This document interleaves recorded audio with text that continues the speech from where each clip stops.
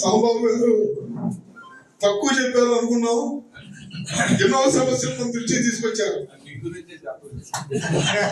అయితే ఇక్కడ అన్ని విషయాలు ముందుగా వారు అడ్వకేట్ కాబట్టి బార్ అసోసియేషన్ ప్రెసిడెంట్ గా మన ప్రాంతానికి న్యాయ సలహాలు కానీ కక్షిదారులకి కేసులు కానీ వాదిస్తూనే జరుగుతుంది. అదే సందర్భంలో వెంకటరావు గారి సహకారంతో ఆనాడు కేఈ కృష్ణమూర్తి గారిని మినిస్టర్, ఇరిగేషన్ మినిస్టర్, భారీ నీటిపారుదల, అలాగే న్యాయశాఖ మంత్రి నర్సీ గౌడ్ అనేటువంటి వారి చేతుల మీదుగా ఈ బిల్డింగ్లు కూడా ప్రారంభించడం, అంతకుముందు ఇప్పుడు కూడా అభివృద్ధి నోచుకునేటువంటి ఈ పెడ నియోజకవర్గాన్ని అగ్రస్థానంలో నిలిపినటువంటి పరిస్థితి మనందరికీ కూడా తెలుసు. శ్యాంబాబు గారు అంటే ఇంకా మనందరికన్నా కూడా ఎక్కువ తెలుసు వెంకటరావు గురించి. కాబట్టి వెంకటరావు గారి సేవలు ఎప్పుడు కూడా మనం మర్చిపోకుండా మన హృదయాల్లో ఉంటారు. అదేవిధంగా శ్యాంబాబు గారు చెప్పినట్టుగా ఎలక్ట్రానిక్ మీడియా, ప్రింట్ మీడియా ఆవశ్యకతలు మనం తెలుసుకోవాలి.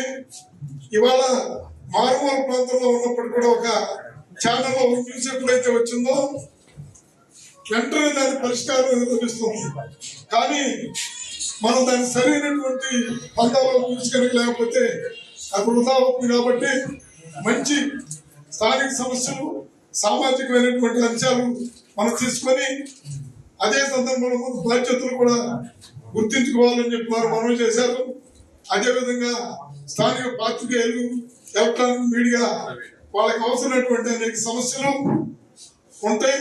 అదేవిధంగా అవన్నీ కూడా మన ఎమ్మెల్యే గారి ద్వారా కూడా మనం పరిష్కారం చేసుకోవాలని వారు పిలిపించినందుకు వారికి ముందుగా ధన్యవాదాలు తెలియజేస్తున్నాం.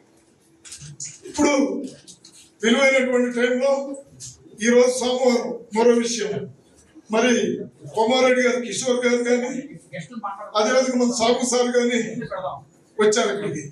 మరి అటువంటి టైంలో వారు ఆ స్కూల్స్ లో ఉండకపోతే మనకి చాలా ఇబ్బంది కలుగుతుంది. కాబట్టి ముందుగా వారికి అవకాశం ఇచ్చి తర్వాత మిగతా వాళ్ళు మనం మాట్లాడేదానికి అవకాశం ఉంటుంది. కాబట్టి దయచేసి ఇప్పుడు Komareddy educational public school, high school సంబంధించినటువంటి మన కొమారెడ్డి కిషోర్ గారిని మాట్లాడాల్సిందిగా కోరుతూ, మన ప్రాంతానికి సంబంధించినటువంటి వ్యక్తిగా 1978 సంవత్సరం నుంచి మాకు మంచి ఒక ఫ్రెండ్షిప్, మాకు ఒక గ్రూప్ ఉండేది.